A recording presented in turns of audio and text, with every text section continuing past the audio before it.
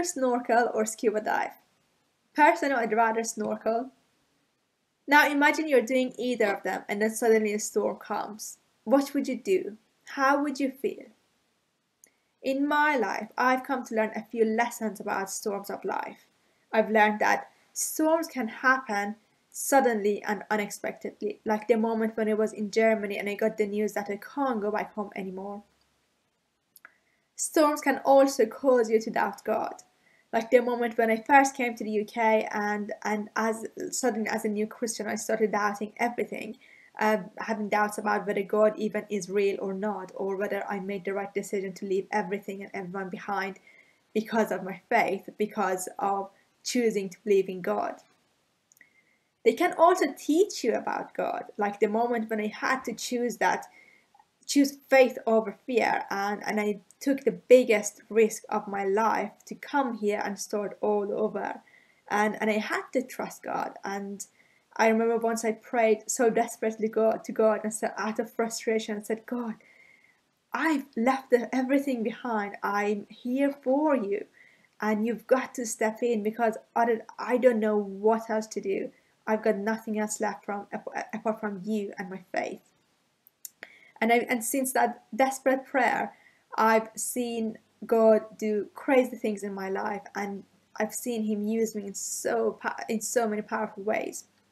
And I've learned that He is and He will always be with me, no matter what. Storms can also teach you about yourself.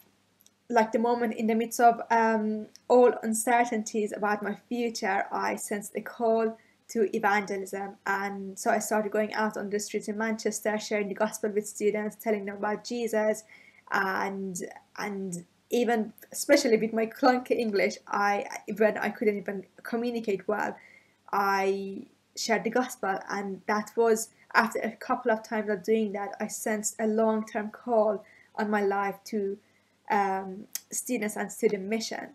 And through it all, I learned about what I'm good at and what I'm passionate about. Storms will also teach you and stretch you in your faith. I remember if it wasn't, when I look back, I just feel like if it wasn't because of my first yes and commitment to follow Jesus and His calling upon my life, I wouldn't be the person I am today. I wouldn't be sitting here and sharing these things with you and sharing my life lessons with you. And it all happened because every time I chose faith over fear, and choosing faith has helped me to grow in my faith, and I can see that now. So in conclusion, as uncomfortable, hurting and tough as storms are, they can also be good for us and for our faith, because storms of life are such transformative and strengthening seasons. And I wonder, as I shared these moments and these these lessons that I've learned about storms of life, what storms came to your mind? Which storms have caused you to doubt God? Or which storms have taught you about yourself and God? Which stormy moments have stretched your faith? So let's have a look at the Bible and a passage where we see Jesus' response to the storms. I'm going to read from Mark chapter 4, verses 35 to 41. On that day, when evening had come, He said to them, "Let us go across to the other side." And leaving the crowd, they took Him with them in the boat, just as He was. And other boats were with Him. And a great windstorm arose, and the waves were breaking into the boat, so that the boat was already filling. But He was in the stern and asleep on the cushion. And they woke Him and said to Him, "Teacher, do you not care that we are perishing?"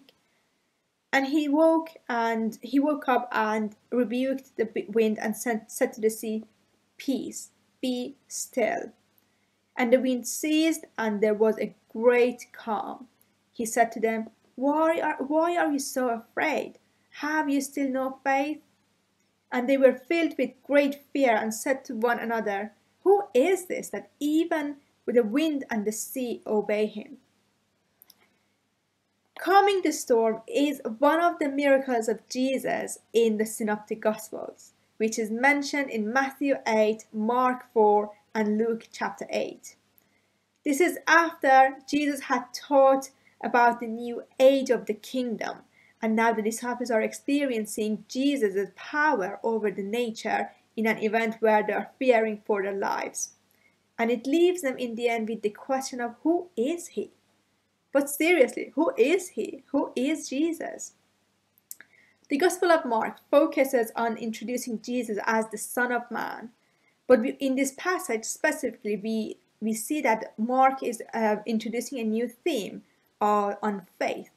And it's actually a theme that Mark introduced firstly in chapter 2, verse 5. And since then, he hasn't yet shown that this is the primary response Jesus is searching for in men and women. But from this point on, as we see in verse 40, we see that Jesus focuses on that. This story is quite a dramatic and scary story, isn't it? Even when you read the story, you can feel the same fear and frustration that the disciples were feeling. But you can also feel the same peace once Jesus demands the sea to calm and be still. You sense that peace. You see, the difference here is that faith brings peace, joy, and strength, whilst fear brings frustration, anxiety, and restlessness. It's true that these are all human feelings, and it should be normal that the disciples were also feeling fear, afraid, and anxious. But Jesus himself was also human, and instead, during this storm, he was sleeping so peacefully. By choosing faith, you're not ignoring or forgetting about your storm, but instead you're acknowledging that our God is greater than our ups and downs. In Matthew 19, verse 26, it is written that with man this is impossible, but with God all things are possible. So however big or small your storm is right now, remember that God is greater.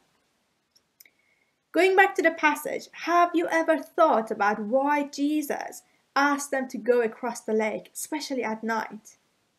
Jesus wanted to take them on a journey that taught them about faith and peace rather than fear and anxiety. In Romans 5 verse 1, we see that Paul writes, "Therefore, since we have been justified by faith, we have peace with God through our Lord Jesus Christ."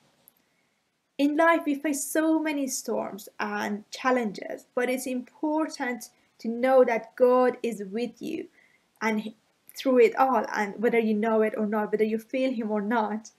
So keep speaking to him as you walk through the storm. Keep communicating with him how you're feeling, because he is there and he's listening. How often do you invite Jesus to come into the storms you're walking through? Where do you seek peace when you're feeling anxious, when you're walking through the storm? I know you might be frustrated, scared, worried, and thinking about all the practicalities of what you're going through, but peace is not found in anything else apart from the presence of God. Peace is the first gift that Jesus gives to us. And in John chapter 14, verse 27, we read that Jesus says, "Peace I leave with you. My peace I give you. I do not give you as the world does. Do not let your hearts be troubled, and do not be afraid." Here is the reality. You are here either headed into a storm, or in the middle of a storm, or coming out of one. Learn from your storms. God is teaching you something beautiful about Himself, about yourself, and about the storms of life. See the storms of life as an opportunity for God to display who He is. So to wrap up, firstly, you come out of the storm. When you come out of the storm, you won't be the same person that you walked in. That's what the storm is all about. You will see both Jesus and yourself differently. There are some things that you can only learn in a storm, like the way that the disciples learned about faith, and kind of choosing faith over fear in this story. Secondly, not all storms come to disrupt your life. Some come to clear a path. Some storms can help you to see some things more clearly, like the way that the disciples learned and at the end of the story and left with a better understanding of who Jesus is. So I'm going to leave you with a couple of questions.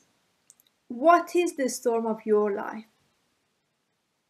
Who do you want to be as you come out of this storm? What lessons God has been teaching you during the storm?